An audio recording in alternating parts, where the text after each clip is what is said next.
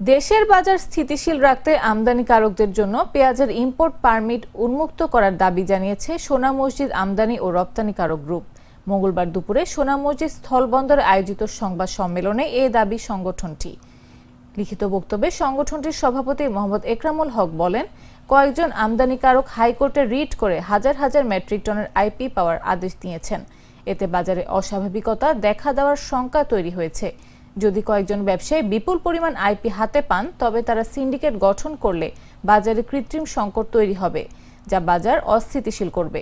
এতে সরকারের ভাবমূর্তি ক্ষুণ্ণ হবে। সংগঠনটির নেতারা বলেন, বাজার নিয়ন্ত্রণে রাখতে ও আমদানিকারকদের স্বার্থ রক্ষায় সবার জন্য সমান সুযোগে আইপি উন্মুক্ত করার বিকল্প নেই। তারা সরকারের প্রতি দ্রুত সুষ্ঠু ও গ্রহণযোগ্য সিদ্ধান্ত নেওয়ার আহ্বান জানান। যে পরিমাণ মজুদ আছে এবং কৃষকের কাছে যে পেঁয়াজ আছে, এই পেঁয়াজটা থাকার কারণে আপনার কৃষক যাতে ন্যায্য দাম পায় সেই বিবেচনা করে আইপিটা বন্ধ করে দেওয়া হয়েছিল।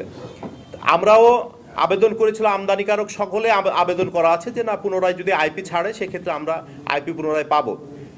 বর্তমানে আমরা দেখতে পেলাম একটা ঘটনা যে মহামান্য হাইকোর্টের আদেশে আমাদের কয়েকজন আমদানিকারক হাজার হাজার মেট্রিক টন পেঁয়াজের আইপির জন্য পারমিশন পেয়েছে।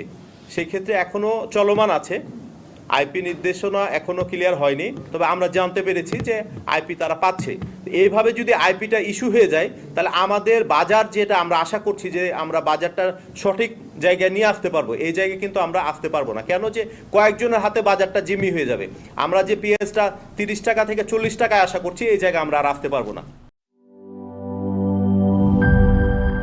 বান্ডেল থাকলে প্রতি সেনমানিতে টাকা বাঁচবে। বিকাশ সেনমানি বান্ডেল কিনে জিতুন প্রতি লেনদেনে।